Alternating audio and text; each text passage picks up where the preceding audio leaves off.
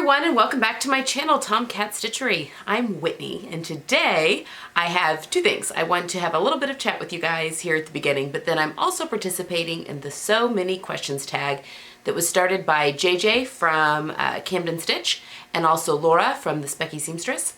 And I'm going to leave links down to their channels below. But basically, it is 40 questions that I'm actually part of a sewing vlogger support group kind of on Facebook.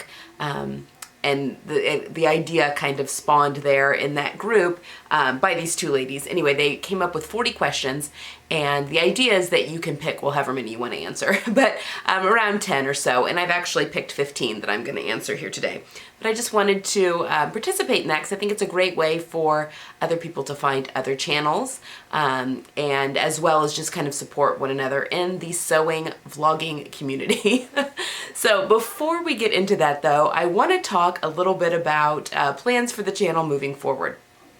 Okay, so those of you that have been following me since the beginning, I will be hitting my 1-year anniversary in the middle of August for having started this channel. Now, when I started this channel back in August, my kids were back in school. They had just started middle school. It was kind of a whole new chapter of my life. And I had just closed my alterations and custom, sorry, allergies. I just have to do this all the time. I sit down here and start talking and all of a sudden my eyes get really dry.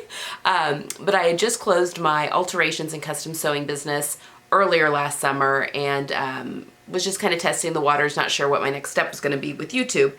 And I have been over the moon with, oh geez, sorry. I have my tablet on my lap so that I can answer these questions for you, and I've just opened something I didn't mean to. Oh, stop. Been over the moon with everything that's gone on so far with the channel. But this has been the first summer that I've had the YouTube channel.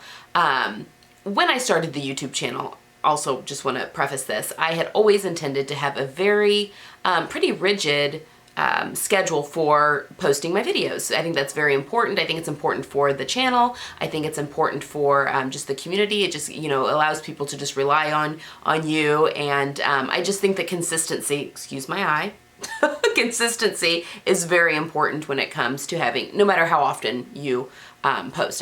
I find consistency to be important. In all things in life, really. But anyway, it's very important to me, and a schedule that I can very easily keep up is posting twice a week. So this was the first summer that I've done that, in being that this is the first time, this was the first season of summer break where my kids are not in school. And this past June has been very busy. Just with, I had a lot of travel just for various and sundry things, one of which was a sewing trip, and I can't wait to talk to you guys more about that actually. And I've also just been very busy with the Sew My Style challenge. And if you guys follow along with that at all, you know that we had a very rocky start at the beginning of the year. The gal that was going to lead it had to back out, and it was a very kind of a scrambling, I am so sorry about my eye, scrambling there at the beginning of the year, which I think we've come out of it beautifully. Meg is doing a wonderful job leading the Sew My Style challenge. And I've enjoyed participating, and I've only been a leader so far. I haven't had a chance to just be a host yet. That happens in September, I believe. But because of the scrambling, I actually had to be a leader in February when I was supposed to be a host. Anyway, long story short, while I've really enjoyed everything that has come along with the Sew My Style, it's definitely prompted some tutorials for the channel and that kind of thing. I do think that after this year, I'm going to bow out of that role, out of leading for Sew My Style. However, I do love the idea, again, hosting those months has given just a great theme for the month. It's, you know, again, sparked some different tutorials that I might not have thought of otherwise, and that kind of thing for the month. So I do have stuff, I think, in the works, just here for the channel. I think for next year, or in year 2 of my channel, I really want to focus on creating kind of a community around the Tomcat Stitchery channel. And I actually, for those of you that don't know, I closed a business, started the YouTube channel, and while I do make a little bit of, not much, a little bit of money on YouTube, just having the YouTube channel, I am looking at ways to supplement the income, or kind of create the income that I had before I shut my business. And so that means doing just some collaborations and stuff with some other businesses. And actually I've got some stuff in the works right now that's very exciting, moving forward into year 2 of Tomcat Stitchery, the channel. So all of this to say is I feel like this summer so far has been a little disjointed on the channel, and I want to apologize for that, just content-wise. I was able to do the How I Plan My Module series back in June, but I'm just really trying to get my footing, I guess, a little bit, trying to be, you know, having my kids at home, and we just do travel a lot in the summer because the kids are out of school. But anyway, this was kind of I just kind of wanted to talk. I know that I've promised this swimsuit sew along, and now that we are into jean making month for Sew My Style, I just don't know when I'm gonna have a chance to film that sew along. So rather than just push it into the fall when I don't know that it's gonna be very effective, I might actually go ahead and push that sew along to next spring. And I'm sorry. I know that quite a few of you have bought the pattern, and it'll still be the same pattern. I still have the fabric for that pattern and the notions for that pattern, and I'm very excited about going over that. It's just, again, the jeans making month is really just taken over a lot of time for this month. And in addition, I've got some fun stuff planned moving forward as well. So that was number 1. I just kind of wanted to talk a little bit about the future of the channel. I'm also noticing, you know, as I'm going through these modules, and I love planning in modules, and actually module 2 that's coming up, you saw the plans for module 1, and you're going to see the lookbook for that on Tuesday. But module 2 in that color story is actually going to be a lot. I think I'm making 2 things for it for module 2, but one of those is has to do with also the jeans making month in July, because my closet's starting to get a little bit full, and that's fine. Again, I'm not a minimalist, but I do think that, you know, I'm gonna have to start slowing down the sewing a little bit, because I'm just not gonna have enough room in my closet. So I've got some other really fun and cool stuff, I think, that we can do with the channel. And again, I'm not going away from the modules, that's gonna stay.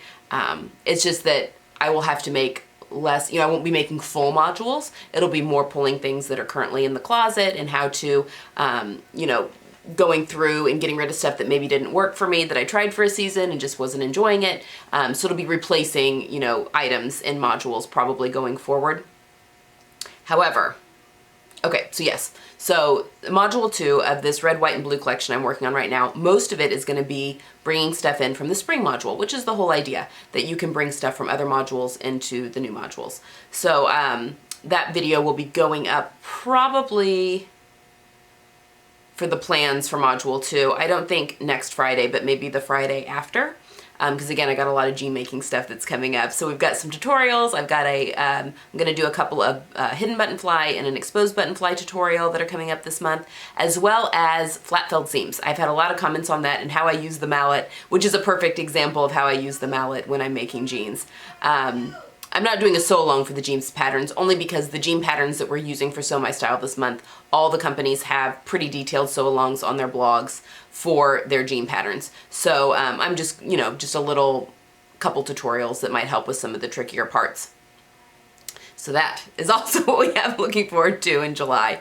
And then for, I've got a transitional, we will still be continuing modules for a little bit longer. I have a transitional summer into fall 2 modules that I'm actually making all 6 things for those 2 modules, and it's all kind of the same color story, and I'm working with 2 different companies for those 2 separate modules, but again, the color stories go together. So I've got some really fun, and one of those has to do with the sewing workshop that I was just at last week. So I've got a lot of really cool and fun. I'll tell you all about that class, because you all want to know about the sewing classes. That's what's fun, and the sewing workshops. But I'll be talking about that a little bit more here in the future. And I also, are you guys interested? You know, I've been doing stuff with Minerva Crafts and making things, and I think I have, let's see, I have 1 blog post that went up at the end of June, and that was my crazy suit. And then I have 2 that are going up in July as of right now, and 3 that are going up in August that have already been turned in. I think that's right. I think that's right. It's 2 or 3 that are going up in August right now. Anyway, and then I have another thing that I'm working on with them for probably late August, early September. Anyway, are you guys interested in hearing more about those makes here on the YouTube channel? Let me know if you are. It's just a little disjointed and just sharing, like, you know, again, those items all go into my closet with various modules, but if you're interested in me talking more about them on the channel, let me know, because again, I do go to great detail on the blog for Minerva Crafts on those items that I've made with their fabric. But if you're interested in hearing more about that stuff on the channel, for instance, my last video, I was wearing one of the dresses I'd made, and a lot of people were asking questions about the fabric, and it is actually, even though it hasn't gone up on the technical blog yet, if you search the archives and search July 2019, you can actually see, you can flip through, and I have 2 posts that just haven't gone up yet in July that are like later, scheduled to go up later in the month, but you can actually see those on the blog, both of those. One's a skirt and the other one's the dress I had on the other day. And it's the skirt you've already seen. It was in my spring module, that blue, yellow, and white crazy skirt. Anyway, if you're interested in hearing more about that, let me know, and I'm happy to talk more about those on the channel here too. Okay, that was long-winded. I just felt like I just feel like maybe it's just me, I'm feeling a little bit disjointed with my scheduling and that kind of thing, just because I'm not on a routine right now with my kids being out of school. And I just felt like maybe talking through it with you guys helps, but now I've been blabbing on for 11.5 minutes. So let's get into the questions. Okay. So again, down in the description box, I'm going to leave all 40 questions, and the ones that are highlighted in red are the ones that I'm actually answering today. So I am tagging any of you that have a sewing vlog out there to definitely answer the questions. It's just a fun way to get to know one another, and then you can search the tag on YouTube to see everyone that's answering these questions. So I've picked 15 questions that I'm going to go through, and then I'm going to look down because they're here on my tablet. But yeah, so I'm gonna go. Okay, so question 1. How and when did you start sewing? You guys may know this, but for those of you that are new to the channel, because we've grown a lot in the past, let's see, we're getting close to 11 months that I've been having the channel, and I've had a lot of growth in these past 11 months, and I first of all just want to thank you guys so much for that. But I started sewing in 2006, actually. I was very pregnant with my twins and could not find gender-neutral bedding that I liked.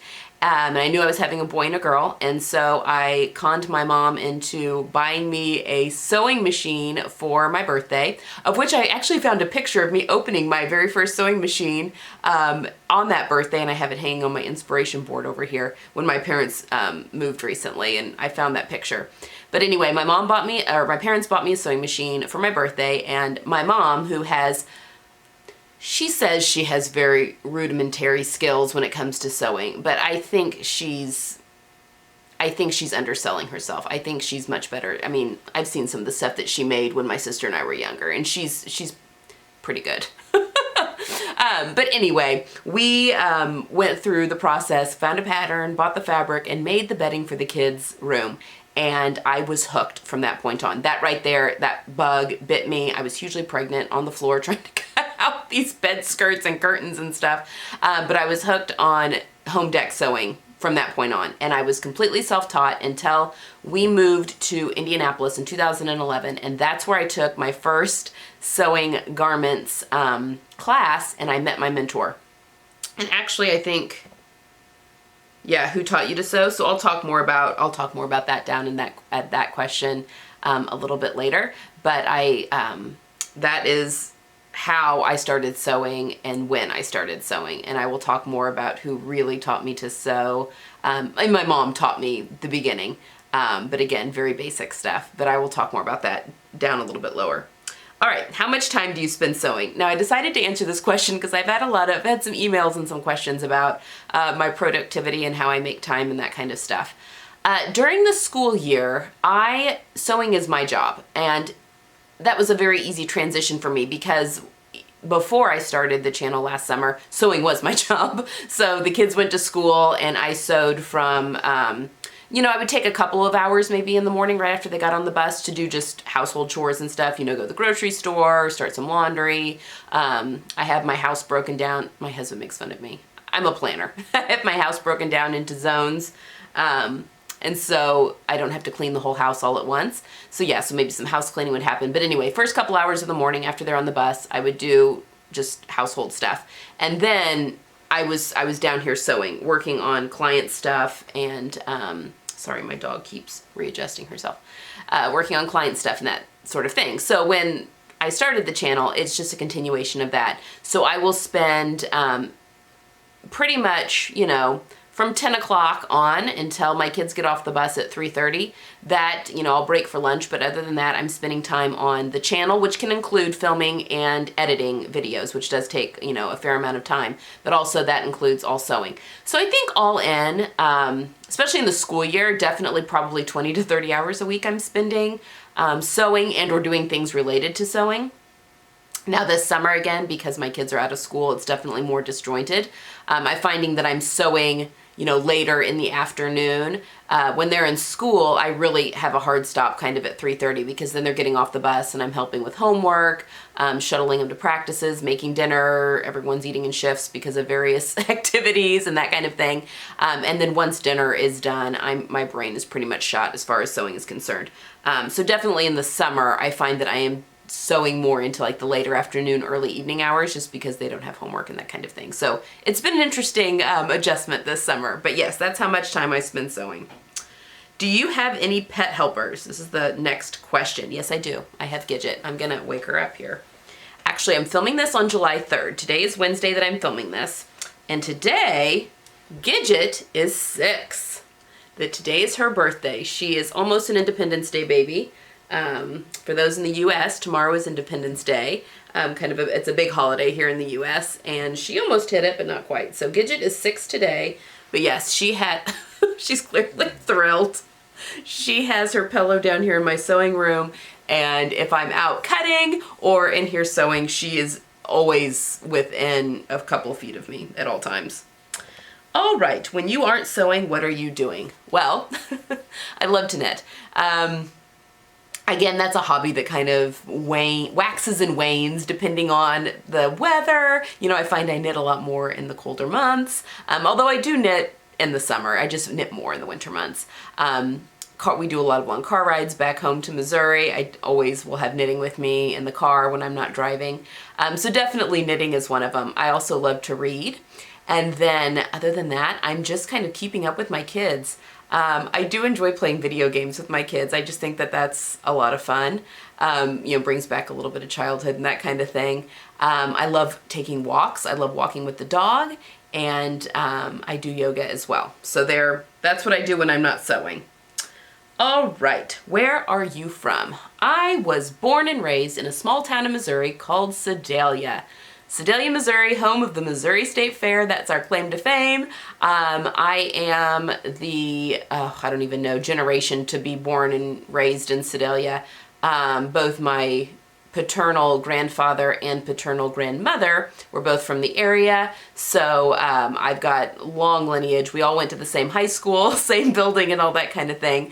And actually now none of my immediate family lives in Sedalia. My parents moved away from it just this summer, the beginning of this summer, which is where we moved from. So Liberty, Missouri is where we moved from. That is a suburb of Kansas City. I went to school. My parents went to college. My sister and her husband and me and my husband, we all went to college at William Jewell College in Liberty, Missouri. It's a small liberal arts college. And then that's where everyone is now. My parents have moved back to Liberty. My sister and her family live there, and then my husband's brother, my brother-in-law, and his family also live in Liberty. So, yeah, pretty much everyone but my in-laws live in Liberty, Missouri. So we're back and forth to Kansas City quite a bit. So that's where I'm from. All right, where do you sew? I sew here in my basement in my sewing studio. We built walls down here when I started. Well, it was during my apprenticeship when I knew that I was going to be starting my own business. We were laying new floors on the main floor of our house and decided to get rid of the carpet in this corner of the basement and put in some walls so I could have my own studio, my own room. So I will pop a link up here to my sewing room studio. It's such a mess right now. Can you see all the piles of I'm just in chaos right now, and I don't do well. I don't function well in chaos. But I will pop a link up to the video of my sewing room tour, and that's where I sew. All right, what sewing machine do you own or use? I do all of my sewing on right there. It's my Juki DDL 9000. It's an industrial sewing machine. I love it because the next question, what's your dream sewing machine, is the next question, and that is my dream sewing machine. I'm very lucky that I get to sew on my dream sewing machine. Now this just does a front and a forwards backwards stitch. It does not do a zigzag or anything crazy. I do have a Janome Memory Craft 9700 behind me that is an embroidery machine, although I don't do hardly. It's not a great embroidery machine as far as embroidery machines are and how far they've come. But again, I'll do monograms on it occasionally. Honestly, my computerized machine is really just there for when I need to do a zigzag stitch or buttonholes. And I'm just gonna say, the Janomes don't do the very best buttonholes that I've ever seen out there.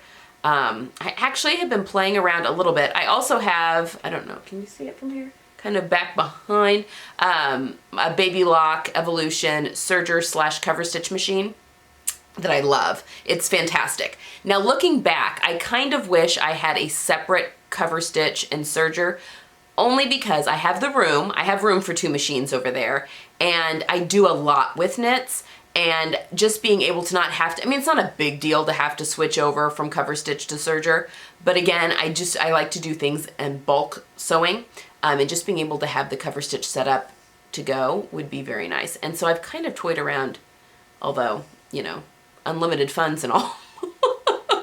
This may never happen, but I've toyed around with trading in my Janome and just getting a smaller computerized machine of some sort that's lightweight, that I can easily travel with, because if I go to any sewing retreats, that's the machine I take, and it's really heavy.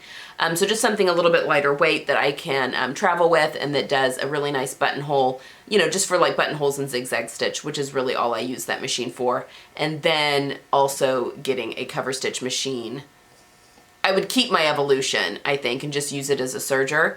And then obviously if I were traveling, it's easy to switch it over to the cover stitch, but having a separate cover stitch machine is very, and I would definitely do a Baby Lock from that point of view. So anyway, that's kind of answers what I sew on, and also my dream sewing machine. So yes, that would be my dream setup, to have a separate cover stitch machine, and you know, I just don't need that much machine in my you know, home machine. So anyway, although I think I may have just come into a Singer featherweight machine. My aunt found one at a church garage sale, and I think it needs some work on it, but she's just giving it to me for free. Like, they didn't sell it at the garage sale, and so she's like, well, we were just gonna, you know, donate it. If you want it, you can have it. And I said, yes. So I mean, that's just a straight stitch, but I am very anxious to kind of see if we can get that working. So anyway. All right, how do you store your patterns? I'm putting that on here, and I will pop a link up here. I just recently redid all of my patterns. So anything that's paper patterns, I have them in manila envelopes in a closet, in my storage closet, and they're in filing cabinets. And I've got them divided into pattern company. So like all my Vogue patterns are together, all my McCall patterns are together, you know, all even independent ones. And then they're put in there numerically, and then I've got all of the sleeves, the envelopes that they all come into in binders, so I can easily flip through and see what I've got. And then I can just easily go grab patterns that are either by pattern company and in there numerically, or if they're independent, they are by pattern company and then alphabetically. Makes it kind of easy to track those. And then my PDF patterns, I don't keep a lot of my PDF patterns printed out a lot of times. I mean, if it's something that I think, oh, I'm gonna make this a lot, I'll definitely keep, you know, the printout. But if it's one that I've made and I'm like, oh yes, I like this, but I may not, you know, make it again, or I won't make it again anytime soon, you know, I'd only need one of these dresses in my wardrobe, I usually will just recycle the pattern, or the paper, and then I'll print it out again when I'm ready. And I pretty much always do the copy shop version. I have a very inexpensive, I've talked about it before, pdfplotting.com. If you're here in the US, it's fantastic. Where you can print off your copy shop PDF patterns. So anyway, that's my patterns. And again, I will put a link up there. The next question is, how big is your stash? I I would like to say that it's a lot smaller than it is, but no, it's huge. In fact, I went through and rolled everything so that I can pull open my drawers and easily see what I have. And it is organized, you know, like all of my wools are together, all of my cottons are together, my rayons are together, that kind of thing. All of my knits are in a separate area. But I have a ton of stuff that has come in, and it's just piling up behind me. Look at that mess. Now, a lot of that is stuff that I'm using like in the immediate future. And I do like to pull things out and play around when I'm planning out the modules and that kind of stuff, but it's out of control. I have a very large stash, a very large stash, a very large stash. I'm sure there's others that have bigger ones. I hope, but mine is pretty borderline obscene, I would say. Anyway. I'm not going to apologize for it though. I do find my fabric very inspirational. So when I'm needing inspiration, needing like a little jump start to my sojo, going and looking at my fabric always spurs inspiration and that kind of thing. And I do use it all. So, I mean, I use stuff out of my stash. It doesn't just, I mean, some pieces have been in there for a long time, but for the most part, I do use stuff that's in my stash. Okay. That was, okay, my proudest make or moment. I talked about this in my other Q&A that I did, but hands down, I was part of a 6-person team that worked on the inauguration dresses for the Pence family when they were sworn in as when he was sworn in as the vice president, you know, that whole inauguration. Anyway, 6 of us, we all worked on 2 dresses for Karen. It was for the presidential inauguration ball and also for the Indiana inauguration ball. So we made 2 dresses for Karen, we made 2 for each of their daughters, and then 2 for their daughter-in-law. So 8 dresses in 6 weeks, and it was all hush-hush. But you can see pictures of all those dresses on my blog, so if that's down below in the description box. You can go to my blog and just search, I don't know, Pence dresses maybe. Yeah, I think that should pull them up. But I do have pictures of all the dresses, not with a body in them. We weren't allowed to get pictures with, obviously, them in it, but I do have pictures of all the dresses that we ended up making. And again, I was a team of 6. Yeah, so me and 5 other seamstresses, which was really a cool, you know, politics aside, it was just a really cool thing to be a part of. My most disastrous make moment. Okay, there's so many. There's so many. And actually, this is going to tie into a little bit the piece of advice that I'd give myself if I went back to sewing, but I'll talk about that more in a second. But so many disastrous makes, but I think maybe the most embarrassing and the one that I really had to like walk it off. Up until recently, when I closed my business, I did not renew my membership only because I was not at the time a professional seamstress, but I have been for many years a member of the Association of Sewing and Design Professionals, and I had gone to their annual conference like every year, and it was an educational conference, and it's just a lot of fun. And I was on the national board, and we do a style show on the Friday night of that conference. And the idea is they always have a challenge with Threads magazine that's, you know, you can win actually cash prizes and stuff, but they also just do a fashion show where you can show some of your proud makes. You know, as a member, you can put anything into it that you just kind of want people to see and show off that you've done for the year. Well, at the end of that, while they're tallying the votes for the Threads contest, the Threads magazine contest, the board members will do something kind of silly. And the year that I was on the board, it was ASDP going global. And so each board member was assigned a country, and you had to make an outfit for that country, and it was just kind of, you know, tongue-in-cheek and kind of funny. Well, needless to say, I waited last minute to make my outfit. I had France, which you think would be so easy to make something really fun. And I had made a pencil skirt in a mountain wool, like a midi pencil skirt in bright red, and then I had a navy and white striped t-shirt with it, and then I had a little beret, I had a bag, and I had a stuffed dog in it, and I'm trying to think what else. I may have had a scarf around my neck too. Anyway, so I had thrown together the t-shirt and the skirt kind of last minute, and I did not have a red invisible zipper on hand when I made it, so I put in a hot pink one, just because you could only see the little pull at the top anyway.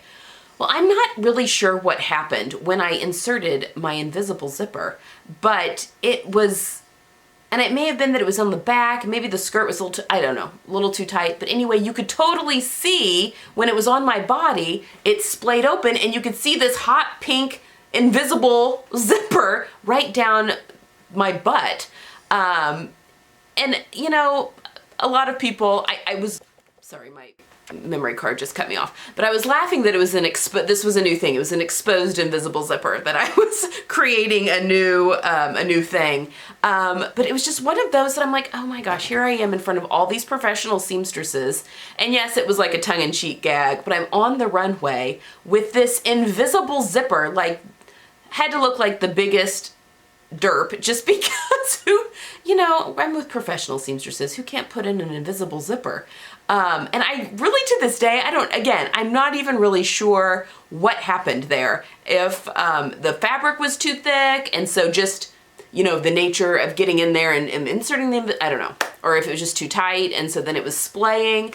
But yes, that was an embarrassing moment, and no one gave me too much crap about it, other than they kind of made fun of me. Like, okay, yeah, the exposed invisible zipper kind of became the thing, which is my MO. Yes, embarrassing situations, I'm queen of laughing them off, but yeah, that was a disastrous one. Okay, so the one piece of advice would you give yourself if you could go back when you first started sewing? It would hands down be, you're only gonna get better when you make a lot of mistakes. I find sewing, especially at the beginning, can become so frustrating so quickly because you want things to be perfect and you can see it in your eye how you want it to look and how you want it to fit, and you just don't have the skills yet to back that up, and that's so frustrating, especially when you're using fabric and you feel like you're wasting fabric. I'm just gonna tell all of you out there, you are not wasting fabric. Sewing is a hobby. You would never tell a painter that they were wasting supplies when they're learning to paint, just because they are doing, you know, messing up on some canvases or some paper or whatever. That you would never tell an artist that. That's all part of the process. It's all part of the practicing. You've got to make a lot of mistakes in order to get better. And this is especially true in fitting. I really don't know. Fitting is not so much a science as it is an art. And I know that's very frustrating for first-time people. It was really frustrating for me when I was learning fit. But no, you've just got to make a lot of really bad fitting choices. Even when you think, oh, I've got it, I figured out my fitting issues. And then no, that's not, yeah, that doesn't look good either. It can be very frustrating, but just know that's part of the process. Making a ton of mistakes, and that's what makes you better. It's putting in the time and continuing to work on your craft. That is what is going to make you better. And, you know, perfection is a myth. Don't ever strive for perfection, but just know you've got to make a lot of mistakes. And 9 times out of 10, even your mistakes make a garment that's better than anything you would buy ready to wear. So just keep that in mind as well as you're moving along in your sewing journey. All right, almost done. Who taught you to sew? Joyce Hiddesdorf. She is my sewing mentor. I met her in a class in 2011 when we very first moved here to Indianapolis. I wanted to learn more about garment sewing, and we hit it off right off the bat. She was a professional seamstress for over 50 years when she finally retired in 2014, I think, 13, somewhere around there. But our brains work the same, and I went and apprenticed under her for a couple of years as she was ending the end of her business. And then the gal that bought her business, who had worked for her when she had an actual store front, inherited me as well. So I went and worked for Sarah when she purchased the business, and that's also how I got hooked up with the whole Pinterest things. It was Joyce who had the connection, and then Sarah, you know, having the business at that point. But I then worked for Sarah for a few years while I was starting my own alterations and custom sewing business here at home. So I had my custom sewing business from 2014 until I closed the doors last year, 2018. So for 4 years I had my own business. In addition to, I was still working with Sarah at the beginning of that. I kind of was doing both. But a total of 8 years that I've been sewing professionally because I was working with Joyce since 2011. So, so anyway, that is kind of who taught me to really sew. Again, my mom taught me the basics, but Joyce and then Sarah as well have really taught me how to sew. And Craftsy. Craftsy came along at like a perfect time for me. I feel like I really honed my craft and really just, you know, a few of the more fiddly things, being able to watch it back. There's quite a few teachers on Craftsy that I would credit my sewing to as well. So Linda Lee being one of them, and that's who I just took the class from in June. Amazing. All right, most favorite and least favorite sewing task. My least favorite sewing task is tracing. I hate tracing. I will do almost anything to not trace. Now, the only exception is if it is a independent printed pattern, I will trace because those are expensive and not as readily available as like the big four. But the big four, I cut. I cut those paper patterns without even a thought. And then again, anything PDF, I print it off, I cut right out, I don't trace. So that, yeah, tracing has to be I hate tracing. My most favorite sewing task might just be everything else. I love everything from the planning of it to then, you know, ironing your fabric and getting it all ready to cut out. I don't particularly like the pattern alteration part. It's okay, but then it's kind of fun to figure out that math, but you know, that whatever. But I do like the cutting out process. I enjoy actually the sewing process. And I even, if I'm in the right mood, really enjoy the finishing process. So even hand sewing, if it's something that you can really tell a difference, you know, if you're doing hems, you know, blind hems by hand or sewing in facings by hand, I can really get behind that. I find that to be a lot of fun. So that is it. And I think that's everything. Okay.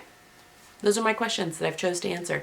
So again, if you are interested in answering these questions as well, I have all 40 questions down below. You can pick however many of those that you would like, and then just make sure you use the hashtag so many questions, and then we can all follow along with one another. So that's all I have for today. This is a very long video, sorry about that. I will see you guys on Tuesday with a lookbook, and then, yeah, then we're getting into some serious jean making. I hope you guys have a great weekend, and I'll see you on Tuesday. Bye!